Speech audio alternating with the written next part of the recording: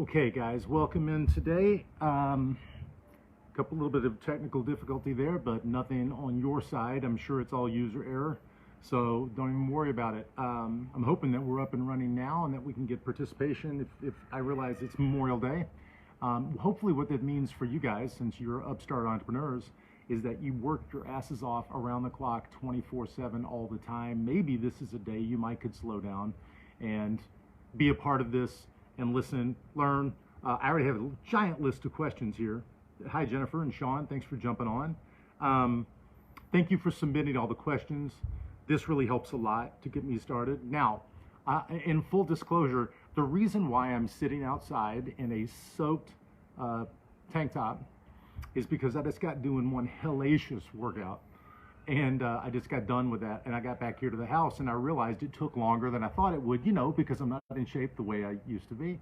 And I rolled up, and I was getting ready to walk in, and my beautiful, gorgeous wife, who you guys have got to meet her someday, met me at the door with my iPad, and she said, "You're not coming into the house like that. Sit outside and do it." So here I am. It's Memorial Day. Hey, I want to be outside anyway. It's all good.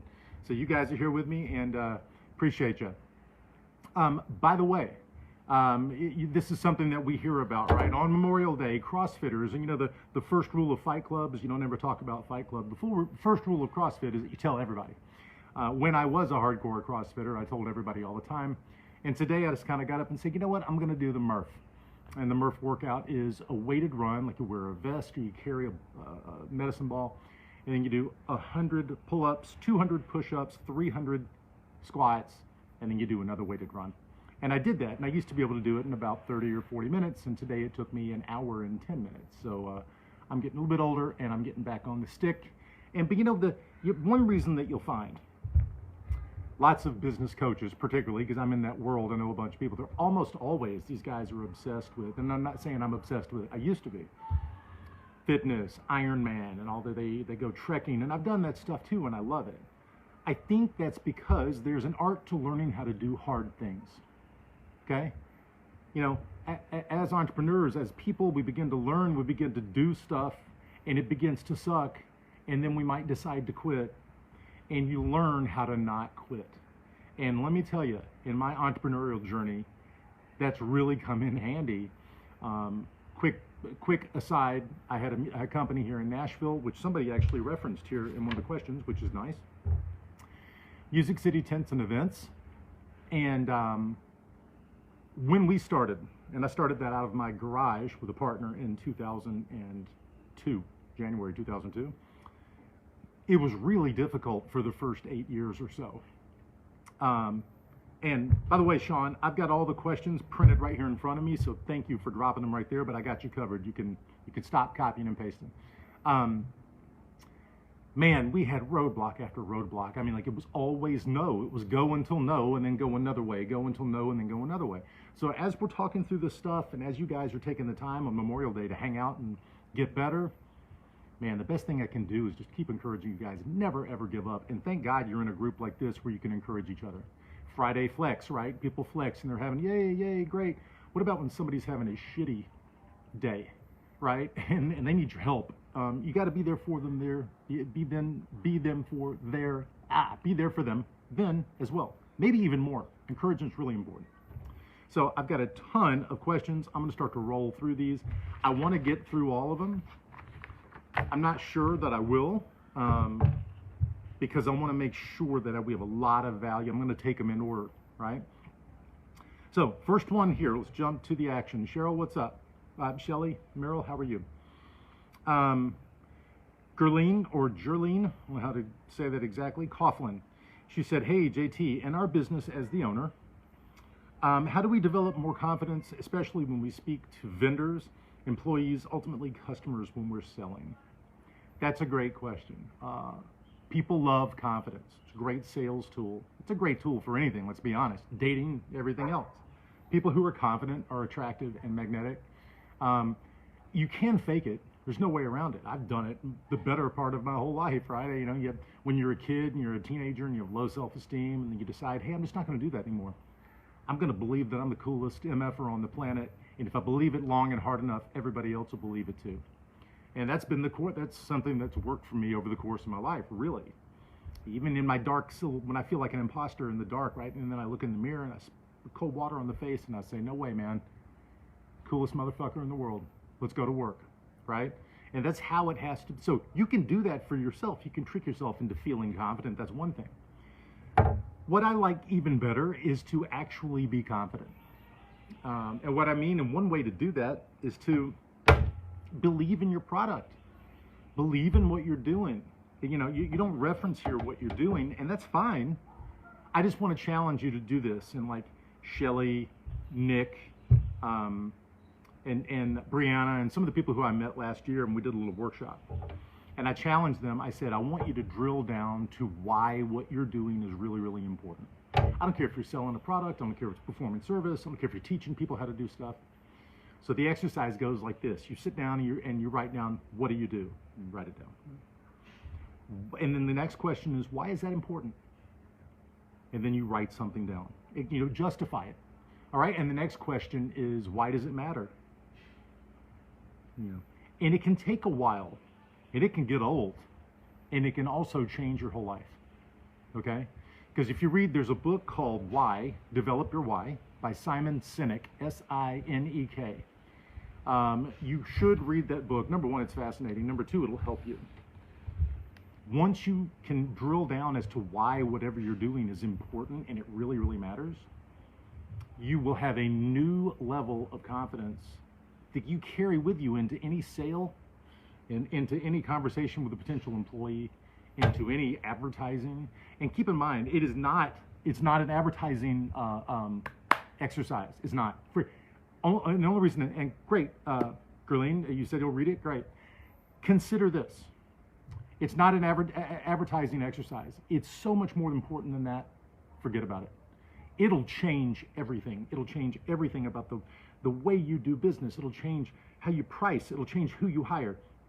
It'll change what you're going to go do when you go make your mark on the world. It might change you as a person. Once you have it drilled down, we call it core purpose. The core purpose of my organization. Turn up my volume, huh? All right. Or I'll just talk about her. Let's see how this goes. The core purpose of my organization is boom. And everything we do is to fulfill that core purpose.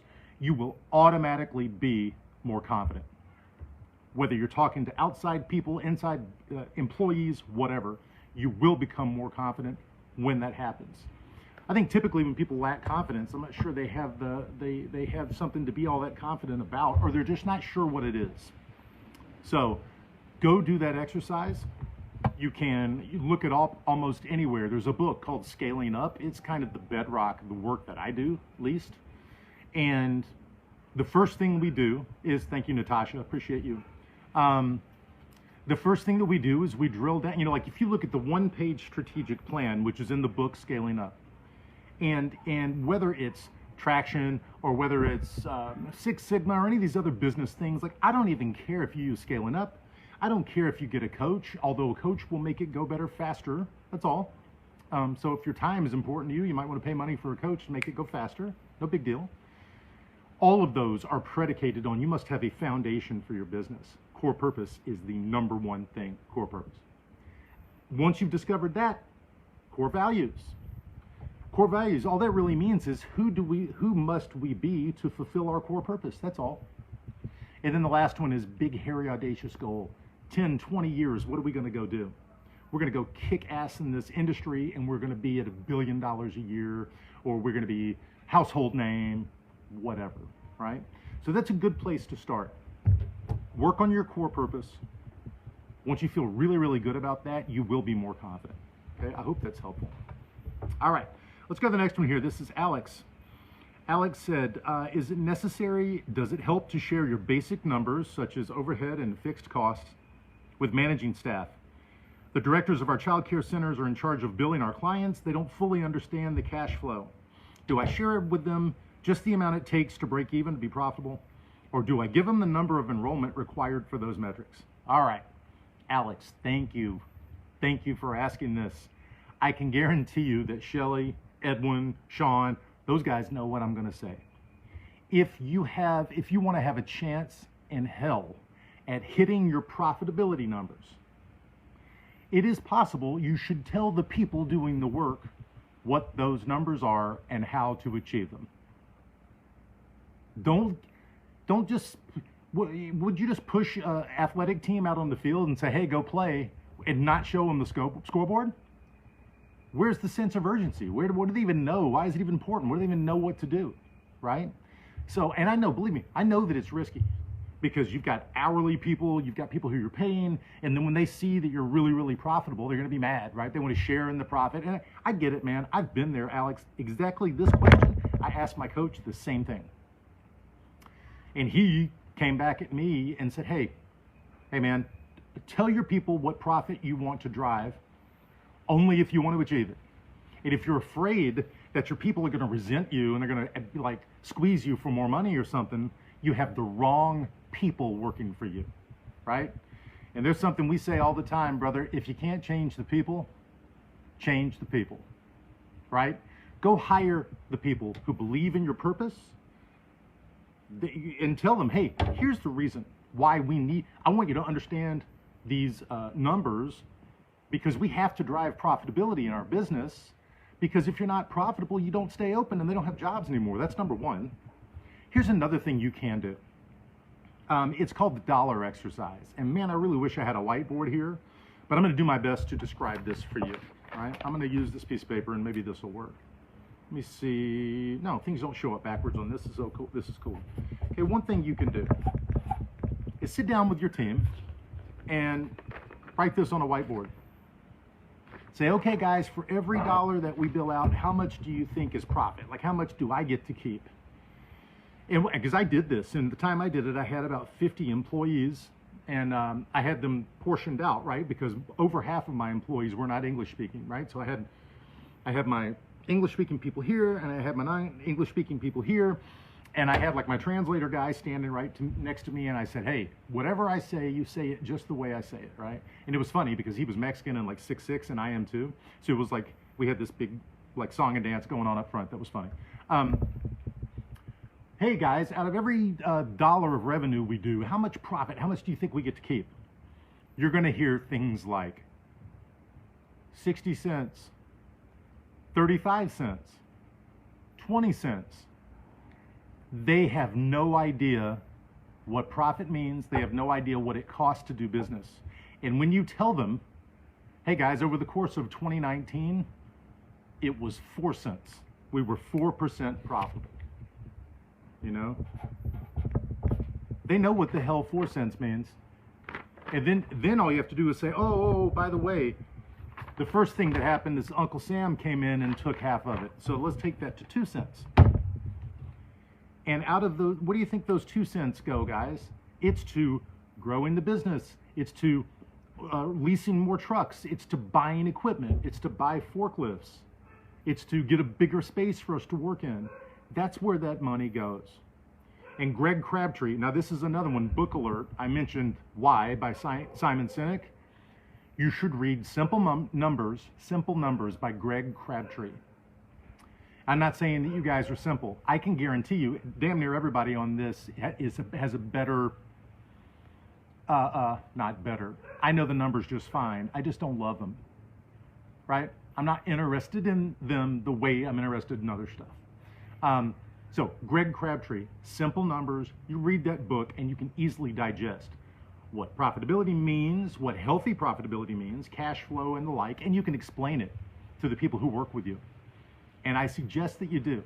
10% profitability is healthy, right? That's enough cash to keep rolling and grow. You want to be at software numbers in a perfect world, 20 to 25 to 30%. You might go, well, shit, man, nobody's ever been that profitable in my space. And I might go, yeah, it's going to be real cool when you do it, right? What do you have to do to hit that kind of number, right? So I just want you to encourage you to read Simple Numbers. If you don't have a good command of your numbers, there's no shame in the game. Go get some help. And then likely your banker really could help you with that. They probably would. In fact, lots of times we did this. We got our banker to come in and give like 30 minutes at lunch for my team. And he got up there on a whiteboard and just helped them budget their everyday expenses to help them budget better, because we were a seasonal business. Sometimes we were killing it, everybody was making tons of money, and sometimes there was no money to be made. So I want to encourage you to do that. Do not be afraid to share with your employees the kind of profit that you need to make. That's the only way you're going to go get it. Otherwise, they are not going to do the stuff you're asking them to. They're not going to understand why we need to cut cost here. Like, they don't get it. They really don't get it. So go show them. If you do, two things are going to happen, Alex. You will have made them more valuable. You will have made them better business people, and they will appreciate it. They will. Every once in a while, you'll have a couple of people who are, oh, you're not paying me enough. I know we're making all this money. You're not sharing enough with me or whatever. Hey, that's a valid concern. Maybe you aren't paying them enough. That's arguable. Although in my experience, people who are really, really badass are getting paid just fine, because you got to keep them happy. Those are called A players. They're the right company culture fit, and they are incredibly productive, probably twice as productive as other people. And I saw a question pop up, got me distracted, but it leads right into this, so thank you, Natasha. So just keep in mind, you want to keep A players super, super happy. And I'm going to bounce off of this to Natasha said, how do you handle independent contractors when selling? This is what I do. I work with a lot of home builders, and they have a couple of different people who they work with, right? So they've got trade subcontractors, which is the bread and butter, the people that do most of the work on these houses that you see out there being built, at least with the companies I'm working with, because they're big, giant companies, 500 million in revenue, that kind of thing. They also have independent realtors, right? So sometimes they have their own home sellers, and they have independent contractors. I always say, for trade subcontractors, independent contractors, for selling whatever, treat those people like employees. Treat them like employees. Any information that you would give to your employees, give to them. Straight up. Here's the deal. They aren't going to go do the hard work to go out and start their own gig. They're not going to do it. There's a reason why they're independent contractors. It's a pretty easy gig. Somebody else has done all the heavy lifting to put them in an opportunity to come in and make some money off of the product that you're making, right? So don't be afraid of employees or anybody that you work with, like, stealing all of your great ideas and going to do something with it. Y'all know well as I do, the great idea is not the hard part. It is the actual work of taking that idea and putting some sweat behind it and grinding and breathing life into it, right? And here's the other part. If one of your employees, let's just say, you develop them, you teach them about profitability, you teach them how to get better, requisite training and all this stuff. If they stay with you a long time, they're driving tons of value, and that's great. And then eventually they know enough to go start their own company. That's happened to me before, and I was proud. I wasn't mad. I was proud of them. And now I've sold that old company, and my old company is competing against my former employee, and they're having a good competition. They're driving tons of value. They're both making nice money. I'm friends with everybody. It's super cool. There's a cartoon on the internet. It's like a meme where, like, these two leaders of the company are standing there at the coffee shop, and one guy says, "Hey, what if we invest a bunch of time and money into our people and they leave?" And the other guy says, "What if we don't and they stay?" You really want to have a company full of people who suck? Like, tell these people what's expected, help them get better, and you will achieve the stuff you want to achieve, right? That's it. Really appreciate that question, because it's timely and it's very good. All right, let's go to Roland. Roland has a question here. I'm watching the time. Roland says, I work in a family business where my father's had the business for a long time. I'm in my 20s and I just started working in the business. I'm looking for resources and advice on how I can influence my father to be open to new ideas I bring into the company so we can evolve and grow. How can I approach him? How can I create that working relationship where he will trust me to do more things I think can grow the company? All right, man. Good question. Tricky question. Okay? This is I have dealt with this as a business coach. I wish I could tell you that I've dealt with it and it went well. It did not. I got brought into a company where two sons had just bought the company from their father, bought the company, and they wanted to scale up and they wanted to do all this stuff. And I'm not cheap, man. So they put a lot of money into bringing me to Canada, sat down with them, worked 3 days doing all this stuff. I didn't understand that their father was still really calling the shots from behind the scenes. He did not trust them to do new stuff in the organization. And when they started to do it, he pulled the plug really in every possible way out from under their feet. And it was really, not only was it bad for the company, they lost opportunities, they wasted money on me, right? Because I'm not inexpensive. More than anything, their personal relationships were just devastated, and it was sad to watch. And I'm saying that as I'm a father of 4, and I've got 3 sons. So God help me if any of my boys ever came to work with me, and I didn't trust them, and I undermined them in such a way. Now, that is an example of how it can go bad. The times I've seen it go really well is where you, as the son, outwork everybody all the time, bring tons of value every day. You're learning like crazy, okay? Learning, growing, taking in information. Leaders are readers. Roland, if I could give you one piece of advice that I think would jumpstart what you're talking about here, is you need to go pick up a great business book today, and you need to read it over the course of the next 2 or 3 days, and then hand it and say, hey, Dad, I read this book and I loved it. I think you would like it. Hand it to him. And then you're on to the next book, and the next, and the next, and the next, right? You're going to need to show your dad that you have a commitment to learning and growing, and that you don't just expect, because you're 20 or 25 years younger and you're the new generation, that you're bringing all these fresh ideas. Like, who cares? Maybe your ideas suck. And I'm just being dramatic. I'm not saying they do. I'm just saying, how does he know they're great ideas, right? Go out and get as much knowledge as you can and invite him along. He'll really appreciate it. It'll be fun because you'll be learning together. And I think the trust factor there, he will see you're willing to work really hard, you're willing to learn, you're willing to be open, stay very close with him. Communication is also key. Roland, this would probably be a good idea. Maybe you want to get on a cadence with your dad where you meet every week, right? And this is not your weekly meeting or whatever. Maybe this is just you and your dad. Have lunch on Thursdays where you talk about high-level stuff in the company. And he knows what you're thinking. He knows what you want to get done. You know what he's thinking.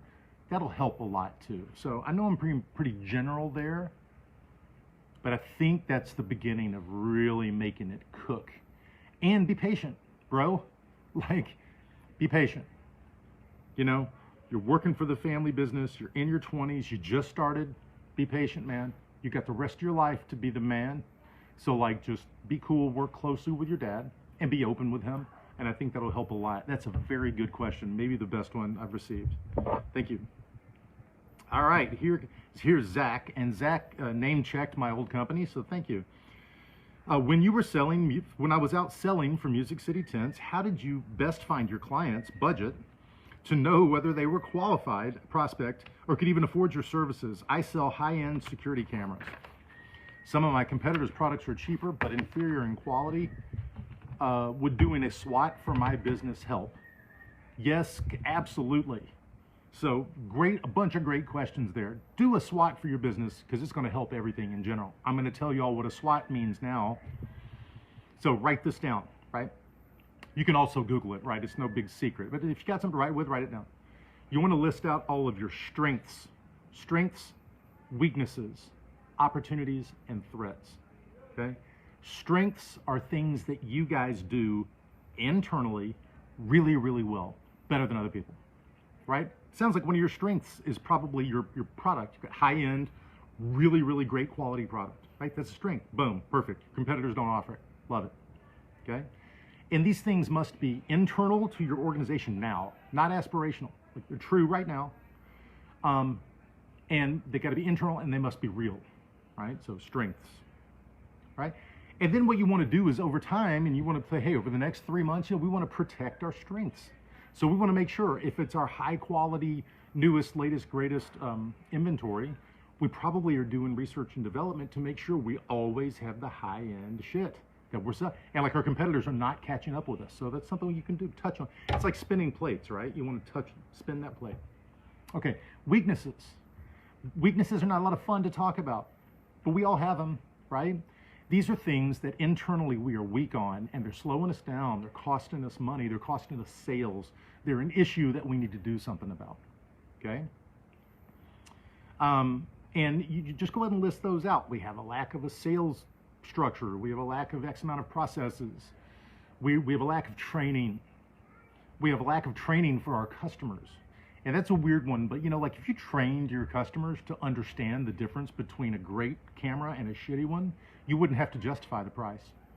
They don't know. What do they know? So go out and tell them, okay? Opportunities. Now this is a tricky one. Opportunities are things that you could choose to go do in the next 18 to 24 months. And if you did, it would wildly exceed your plan. It's something like buy a competitor, right? Now I know that sounds crazy. Yeah, it does. In my very first planning session with a coach, we were doing SWAT. So thanks for bringing this up, Zach. And one of our opportunities was we could buy one of our competitors. In Nashville, we were like second in the market, right? And we were doing about $3 million a year at the time. There was another competitor very similar to us doing about $3 million a year. And we decided that we wanted to double our revenue in 1 year. And that year was 2012. We said, hey, one way or another, we're going to double our revenue. What would we have to do? It became quite obvious. All we'd have to do is purchase our competitor, and we would double our revenue. I mean, it sounds pretty easy, right? Well, there's a lot more to it than that. We had to go find out if they wanted to sell. We had to go ask the bank if we could even had a snowball's chance at affording it, right?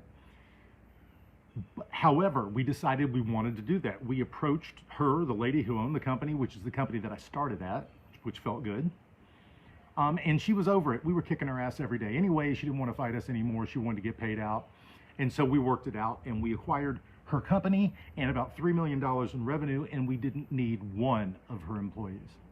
And buddy, let me tell you what, that is some profitability, flip turnover like you can't believe. So that's an opportunity, right? And then threats. The last one are threats. What are things externally that could happen to us that could put us out of business, could hurt us, right? Something like a pandemic. And by the way, I wish I could say that a global pandemic had been on the threat list for the companies I work with. It wasn't. Economic decline, housing bubble burst, natural disaster.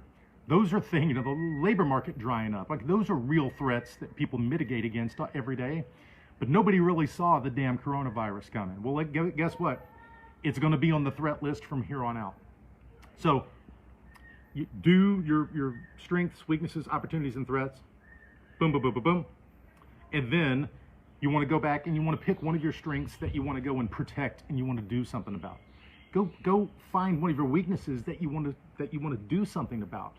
And here's the cool part. Weaknesses almost exclusively, once you put a lot of time and energy into them, they almost exclusively jump to strength, right? We have a lack of training. No problem. We go and we get educated. We put together a training program. We start, working really, really hard at that. And next time you do your strength, weakness thing, and you should do that maybe every 6 months. The next time you go in, your strengths probably is going to be your training program. So that's cool. Always touching on them. If there's an opportunity you need to go do something about, like when I called up my competitor and said, hey, have you even thought about selling? Let's quit fighting each other. Why don't we just pay you out and go have the best day of your life, right? That's something you could go do. And then threats. And man, my home builders are living proof of this. Last 2 or 3 years, they've been very profitable, and they've been socking away cash like nobody's business. Pandemic hits, right? So their sales have decreased, across the nation, it's about 30%. And that's no fun. However, what is fun is they are sitting on a war chest of money, and they are buying up broken deals and land like never before. like 08, 09, which is when most of those guys went from little companies to bigger companies, and now they're going from big ones to giant, right? So protect strengths, focus on weaknesses, pursue opportunities, mitigate against threats, SWOT. And I'll go back to the original part here, Zach, where you said, how did you best find out your client's budget to know if they're qualified? Now here, this is gonna, Zach, here we go. This is gonna be earth-shattering. Ask them. I am Mr. Obvious, and it works every time. Hey, Mr. Competitor, or hey, Mr. Potential Client, here's the deal. You know, here's another book alert, Confessions of the Pricing Man. The author's name is Herman Simon. Confessions of the Pricing Man is fascinating. You'll love it. You'll price differently after you read it. There's no way around it. But here's the cool part. And then because you don't ever want to be in the middle. You want to be the most expensive or the least. If you're fighting in the middle, you're gonna die. You fight everybody forever. But here's the cool part. This is from example, because my tent company, we were the most expensive in the market, and we were worth it. I could prove it.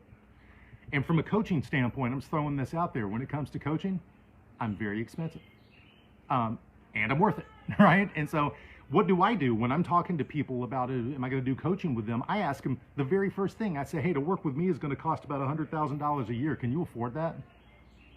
And they go, oh, good God, that's a lot. Holy shit, you know? Or they go, yeah, that's not a problem. The money's not a problem. It's the discipline. It's the will to do something else. You know, I can show them return on investment stuff all day long. So Zach, what I would encourage you to do is, and you can almost go back to the first question where we were talking about being confident in your product and your place in the market. Hey man, I'd roll up on anybody and say, hey, here's the deal. We're the most expensive. Here's why. Because other people's products fail. Other ones, you'll be replacing those cameras in 6 months. Other people, when you call up, you get they don't have anybody to do service, We address all of those things. Our cameras don't fail. And when they do, you get me on the phone. And where it takes other people an average of a day to get your cameras back online, I get them back online in 4 hours or it's free. You know what I mean? That kind of thing. So I would not be afraid to ask for that higher price. I would not be afraid to tell every damn body about it in the first call. First call. In fact, when I'm on the call with people and they go, hey, JT, how much do your services cost? Like the first thing I say is, dude, it's expensive. It's expensive, And depending on the size of the engagement, whatever, I go, well, listen, it's anywhere from $50,000 to $75,000 to $100,000 a year, right? So don't be afraid. Don't be afraid to throw it out there. All that's going to do is save you time. And by the way, you're going to gain the kind of clients that you want to gain, and they're going to tell everybody, right? So now you have this network of people giving referrals, and everybody knows what it costs. And the cost is ancillary, man. It's your service and it's your products and it's what you're doing for them. You know what I mean? So just throw that out there. And I worked with I can tell you this because it's public knowledge. I worked with a security company in Columbia, Tennessee. They're much bigger now. They were smaller then. Core purpose, right? We did their core purpose work with them, and theirs is good. The name is Provincia Security, and their core purpose is they help people sleep at night and make the most out of their day, right? Because they keep people secure, and then they also do like Wi-Fi and internet like stuff. So help them sleep at night and make the most out of their day. And they have a reputation for that. And you can't, people would say, oh, you can't put a price on that. Sure you can. And it's the most, right? I don't know what Comcast is charging for security, but they don't give a damn whether you sleep at night and get the most out of your day. That's my business, and I charge twice as much as them. So when do you want to start, right? So go out there, be bold, price yourself high, read Confessions of the Pricing Man. That's the #1 thing for all. If y'all don't get anything else off of this, go read that book. It's fascinating and it's really good. Okay. All right, let's rock on here. Lauren said, I'm a real estate agent and an interior designer. I know I want to build my own brokerage and be the brand that other agents join, and I help them. If you were going to develop a plan to make this happen, how would you do it? And how do I overcome those fears that I have? Well, that's a good question, Lauren.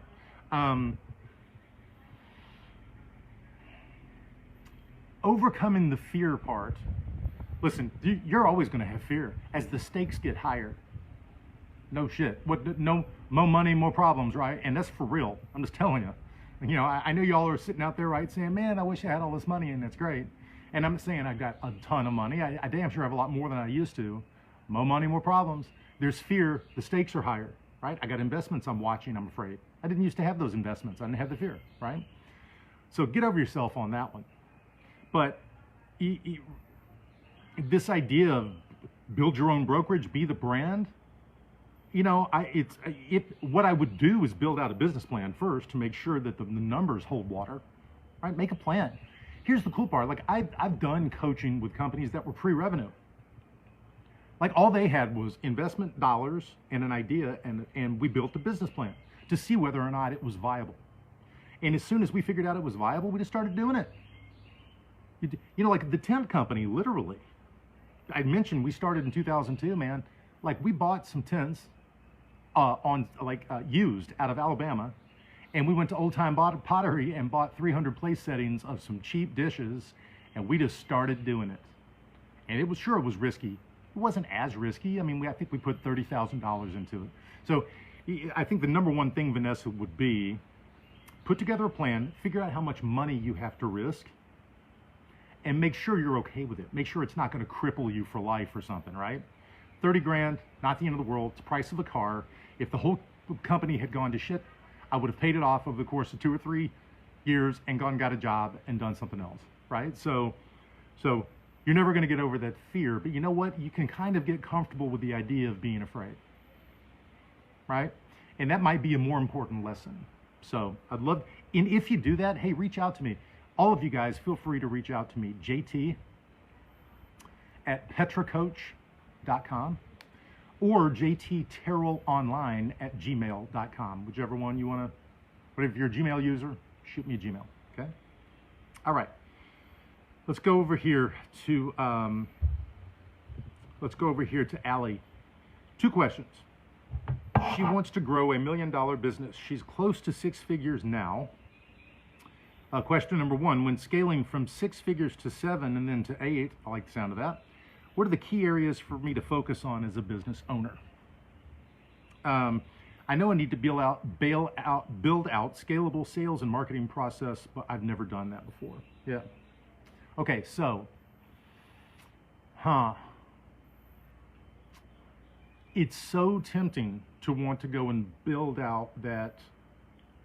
It really depends on where you are in the life cycle, right? So I know you're making the leap now from 6 figures to 7, and that's cool. Probably depends on the size of your team as well. I don't know the industry that you're in, but you as the business owner, like you said, hey, what are the key areas I need to focus on? And that's a good word. You need to, the best that you can, replace yourself in the production side of the business. So you guys look this up, and you should go read Scaling Up, because there's just a lot of good stuff in there. And in Scaling Up, you'll see the functional accountability chart. And what that means is you would just think about your own business, and you would say be the head of the company, who's functionally accountable for being the head of the company, for sales and revenue, for operations, for marketing, for the treasury, on down the line, right? You get it. And for smaller businesses, Allie, right now, it might be you. You might be in every one of those boxes. Oh, good. Sean said she's a digital marketing agency. Very good. So I would look at the functional accountability, and I would do whatever I had to do to make sure that Allie's name was only in head of the company and sales and revenue, net new revenue, balls to the wall, take over the world.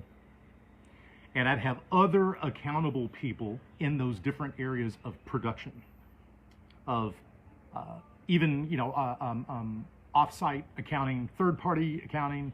There's no way in the world you should be doing your own books or what. I'm like, you could. I'm sure you're very talented at it, but you should, and you should be living and breathing, sleeping sales and bombing. Okay, Sean said it's just her. Allie, right now you're doing it all. I got it. What would we have to do for you to be able to focus only on sales and generation of new revenue for you, right? That would be the focus that I'd be looking for. What are the key areas for me to focus on? The strategy, head of the company, where are we going, and sales and driving revenue. Because nobody's going to do that better than you.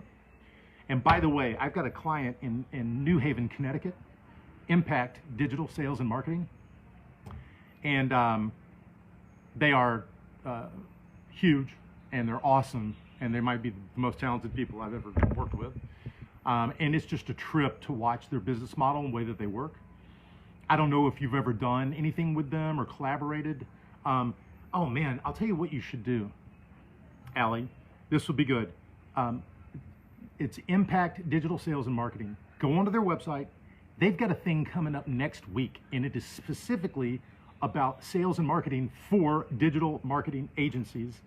And it's normally, I'm not kidding you, it's normally like $300 to attend. They're doing it for $39 a person. And everybody who watches this video should attend it. I don't have the date right here in front of me, but you want to talk about return on investment, you will get your world rocked by that. You'll get your world rocked by all that value that you're going to get. If it was 300, I would still say go do it. 39 bucks is dumb to not do it. Go to Impact Digital Sales and Marketing. I think it's Impact, I can't remember the website off the top. You can find them. They're huge on Google. They're a HubSpot Elite partner. You'll see them. So, right on. I want to keep pushing through this. So go and do that. And then number 2, how do I do it when I don't know how? That's a good question. I'm telling you, Allie, thank you right there. Sean, you're all over it. Go to the digitalsalesandmarketingworld.com virtual selling summit. Bam. Go do that. And Allie, that will begin to teach you. I mean, they are so generous. They are literally about creating heroes. They want to turn you into a hero for your own company. And it's totally amazing. So just go to that, pay the 39 bucks, spend the 3 or 4 hours, and rock on, okay? And please, once you've done that, please reach out to me, JT Terrell online at gmail.com, and just let me know how it went. Tell me if you got anything out of it. Tell me if you didn't like it, whatever. I love those guys. I know they're awesome. I don't want to be sending people to stuff that sucks. There's no way that will, but if you have a bad experience, please send me an email and let me know, okay? All right, let's go to another one here. In our construction company, a guy that flips homes contacted us to get some work done for his 2 properties. The original price we gave him was a little higher than his budget. He contacted us with a concern, pleaded that if we could drop the price to his budget, in return we win the business for future house flips. Project cost $300,000, customer budget $240,000 and a $60,000 difference, which can be done. Our margin will just be lower. Concern, I'm convinced he'll use our price that is within his budget to lure another contractor into giving him a cheaper bid. So I was thinking about drafting some sort of documentation contract that says he has the right to hire us for that project if we provide a bid within his price range. Is that the right thing to do? I don't think it's a bad thing to do if you can get him to live by it. I don't know why he would do it. You know, that'd be my number 1 thing. More than anything, you know, you mentioned something really important there. Let me see here. Contacted us if we drop the price in his budget for future house flip. We can do it. Our margin will be lower. That's the key. I've got a guy who I used to work with in New York, and he's Ukrainian. His name's Yuri. We're friends. He said I could talk about him, and his company did about 8 figures a year. All they do is wash windows. They wash windows in high-end apartment buildings and stuff in New York City and the 5 boroughs, right? And the first time I ever met with him, I asked him what his margin was, right? I asked him what his profit margin was. He said it was 30%. And then after I got up off the floor, I said, dude, how in the hell do you maintain this 30% margin? And he said, it's easy. If I don't get 30% margin, we don't do the job. Like, he will not compromise the value he brings and his reputation and all this stuff. And he's got a referral network like nobody's business. He will not compromise on the margin, right? So it might be, I understand that you need work, and I understand that, taking a bath on margin, loss leader kind of thing, fine. And if you could get the guy to do some kind of an agreement, right? You know, and so in our tent business, we had agreements with a lot of people. We never had like we didn't really have a contract that was enforceable legally, but we had a gentleman's agreement on paper. We were agreeing to, it was almost like a year, for us it was annual. Here's our annual agreement. We're gonna give you 15% discounts in exchange for 100% of your business, and these things are gonna happen, and this was the Country Music Hall of Fame.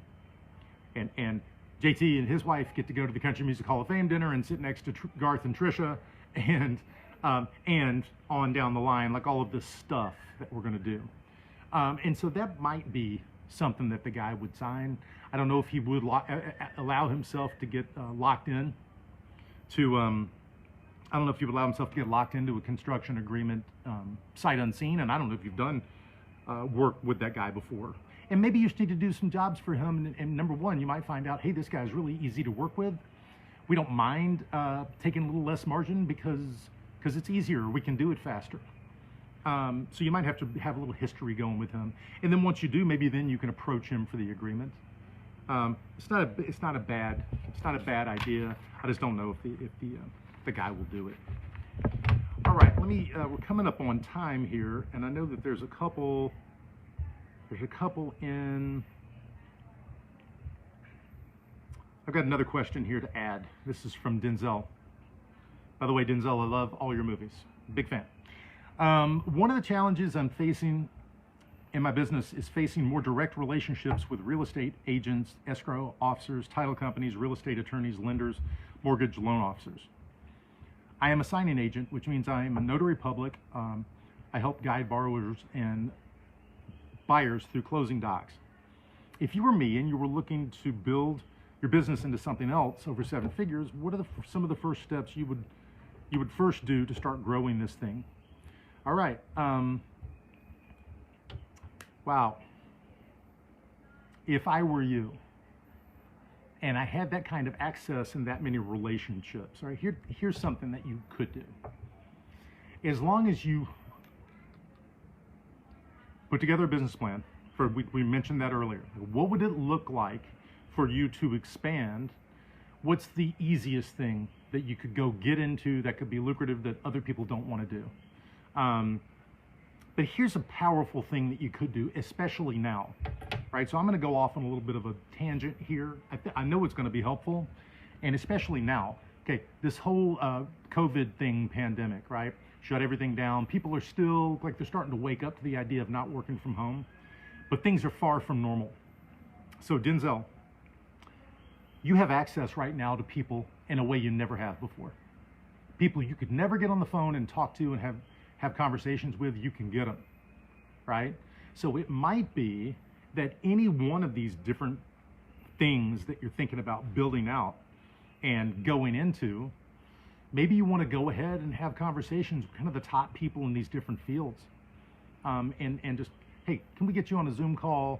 Hey, can I send you Starbucks and jump on a Zoom call, and I just want to talk to you a little bit. I'm a notary public. I guide people through XYZ. I'm thinking about doing things differently. Oh, by the way, maybe you want to pivot and you do your shit completely digital and non-touch. And you're different in that way than some of the other law offices who are currently closing houses and doing that kind of thing. But the biggest advantage that I could see for you right now during the COVID crisis, and it's not over yet, trust, is that you have access to people you never could have talked to before. And you should sit down and make a list. Vern Harnish says his top 25 list. Who are the 25 people that I want to have a relationship with? Make your list and then start calling them. Boom, boom, boom. Have some conversations with these guys. Talk to them about what you do and what you want to do.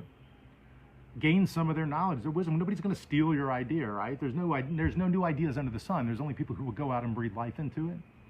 So maybe after that, you might want to put together a business plan specific to any one of these new ideas that you've kind of curated by having these conversations. And then, once you've done that, maybe you want to take it back to one of those people you've established your, conversations with, and they're becoming now kind of an outside advisor which is great. You know, people, particularly people who've been successful, they love to do. You know, I'm on the board of a couple of companies here in Nashville. They're not paying me anything, you know, it's barely anything, and that's beside the point. I want to help them. It's fun to be involved, to watch them grow. Okay, so make your list, go talk to those people, put together a business plan. That's what I would do, and I would do it soon because this whole thing is pandemic thing. Normal is going to be back before you know it. I hope / I don't ever want it to go back to what it was before. All right, I'm going to throw this in here, and I thought Shelly tacked on to the question from earlier, and she said that she always gets bitten in the ass by jobs that ask for price reduction, just her experience. Yes, I agree. No good deed goes unpunished. Don't ever do anything because you're just being nice. Now, if you're doing it strategically as like a loss leader to get in and start doing work with people, that's one thing. And Mr. Obvious here, I would tell him straight up, hey man, we're taking a hit on margin just to do this work, but I want to be in business with you. So I'm going to do these 2 jobs at a lower margin. I'm never going to do it at that margin again. I'm going to show you what we're made of. Cool. And I expect some reciprocity on the back end and some more gigs with you. Is that cool? Like, you should be able to have those kinds of conversations with your clients. Now, some people might be taken aback. Most people are full of shit, right? So here's the good news, though. Wouldn't you rather find out the guy is full of shit before you enter into a contract with him and he doesn't want to pay you, right? So just go ahead and throw it out there, man. Like, and Patricia's like giving amens here. Exactly, strategic and transparent, man. Just tell them what you want, right? So listen, guys, this has been a blast. I appreciate being able to do this with y'all. I really do. And I'm excited about, number one, you know, thanks to Sean for letting me be a part of this. I love to watch the community and the way you guys kind of hold each other up, and the way you support each other is the main thing. I'm glad to be able to bring knowledge to you guys and be able to answer questions and stuff. Like I said, I want you guys to feel free to reach out to me, jtterrellonline@gmail.com. I really, really appreciate it. And go check out the books that I mentioned. I'm going to remember here. Why by Simon Sinek, Confessions of the Pricing Man by Herman Simon, Scaling Up by Vern Harnish, Simple Numbers by Greg Crabtree. And I think you guys will get a lot out of it. Appreciate y'all, and that's all I have. And go enjoy the rest of your day. I know that I'm going to. Bye, guys.